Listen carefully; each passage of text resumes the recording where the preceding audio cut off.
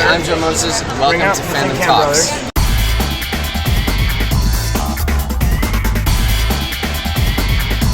Hey y'all! Welcome to a new episode of Fandom Talks, The Flash.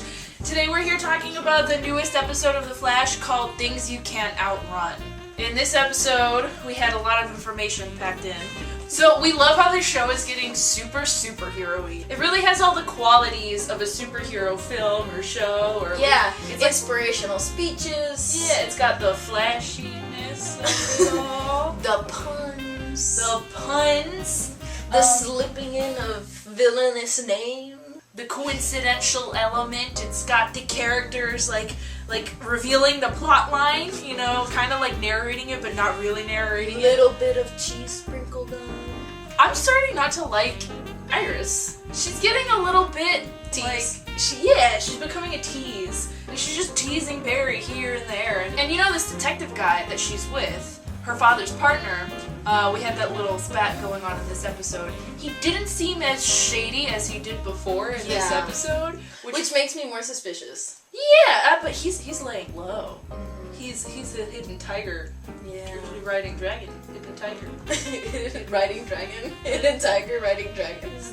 There's a hidden tiger riding a dragon. Yeah. So the villain for this episode was the Mist. I really like how they unraveled his storyline and his involvement with everyone. But we've really been enjoying how they have come up with such creative solutions to beat the villains. Because when you think about it, like, how do you beat Mist? So I really like that they actually had a logical explanation, like scientific explanation to it, because a lot of the time they have all this mumbo jumbo that, like, you know, they try to get through really fast so you won't really think about it. And they kept it simple, and it was a possibility, and it was great. Like, I love that they actually, it was simple and it made sense, and they didn't complicate things. Branching off on that, I really like what they're doing with having, like, the specific teams. They have the law enforcement team, they have Barry's personal life, and then they have the science, the techie part of the whole thing. Yeah. They have Cisco, they have Caitlin, and they have Harrison, and they're working really well behind the scenes to what's going on behind the scenes. Yeah. There's a great chemistry between all the actors in general. And I think that that's helping the plot along. And I think the writers have written a really, really good dynamic within each unit. And it's really helping with the progression of the plot. And it's really helping even for like episodes that, you know, it's not so much about progressing the plot, but just character development, which tend to be slower episodes. It's doing a lot for it to keep it interesting. We have the story about what happened the night of the explosion. Yeah. We have Mr. Harrison Wells, who from the very beginning was looking very suspicious. I smell that gas stank all the way from Star City. Yeah. He was, the new Star City, I see using the lingo. So he was giving out glances, he was looking over his shoulder like only a suspicious man would. And then at the end of the episode, he gets to his little high-tech future room, he puts his hand in his little ball of glory, and then boom! A video of Barry in his apartment getting struck by the lightning. Yeah, that's right, that's what happened. That begs the question, did he orchestrate this whole thing? Was this Just all for a that. front to create an army of metahumans?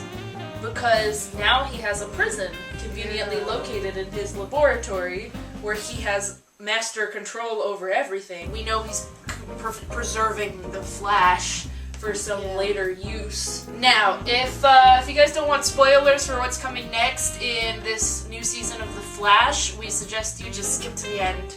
Because we're going to talk about something that happened in this episode. And happened in real life that kind of hinted us towards what's going to happen in the season. Upon IMDb hunting before the season started, we noticed something very eye-catching. That Stephen Amell's cousin, Robbie Amell, was going to play Firestorm, or Ronnie Raymond. Oh yeah! For y'all that were paying attention this episode, Ronnie Raymond is Caitlin's fiance! Yes! And I'm not going to be so callous as to say ex-fiance, because if you paid close attention, we didn't watch him die. So, what's going to happen with that? Is he coming back as Firestorm? You know, did the CW change its mind? Are they trying to hide from the public what's coming next? We're just really excited to see what happens and how they choose to reveal to Caitlyn what's going on. Speaking of Caitlyn, just to brew more stuff in there. Oh yeah. Caitlyn and Barry seem to be making a lot of progress in their friendship. And as the CW goes, no man and woman can be friends without there being a sexual interaction. Oh yeah. Yeah. The CW really likes to, have everyone have a little fling together. However, interestingly enough, next episode, Miss Felicity Smoke will be strutting into town. So, we are really excited to see the next episode of The Flash. Question of the video, what should it be? Do you think that there's going to be some sort of love triangle between Isis, detective partner dude, and Barry?